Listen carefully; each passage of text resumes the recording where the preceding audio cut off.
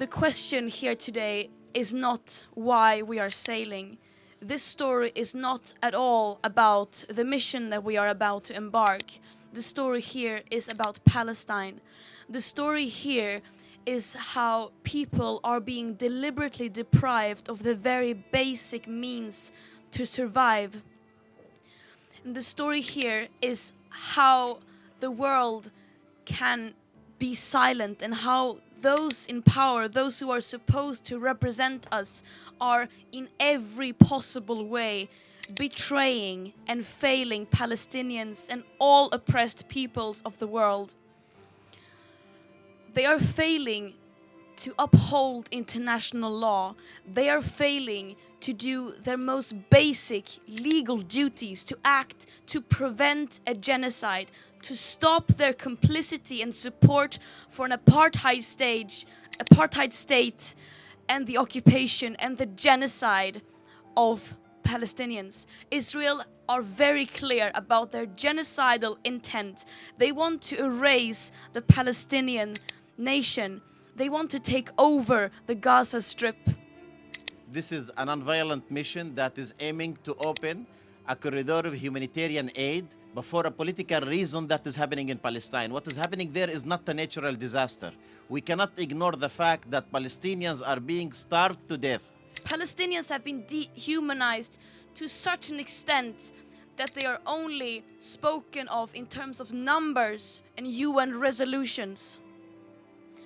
But this story is also about a global uprising, about how people are stepping up when our governments fail to do so. And what we are doing here is using our extreme privilege by living in a free world to listen to and act upon the calls of Palestinians, them telling us to step up and end our complicity. The first actions that they took since 22 months was to block water, medicine, and electricity and food on Gaza. The starvation that we are seeing in Gaza is intentional. It's man-made. We are 44 delegations, and we are even more people from around the world joining this mission.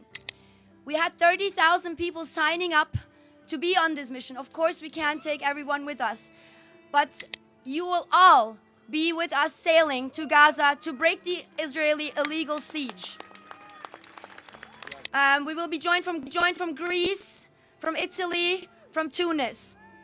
We have been waiting too long for these governments to act. We have been waiting too long for these leaders to take action. And now we have taken the responsibility to take action in our own hands and to start moving. So we have to stand against settler colonialism, apartheid, genocide together. We can only do this together if we unify.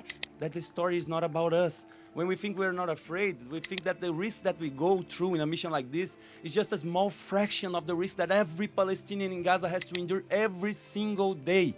When we were in prison, we're saying, how was the treatment? Well, of course it was bad, but it's nothing compared to 10,000 Palestinians that are in Israeli dungeons right now. 400 of them are children.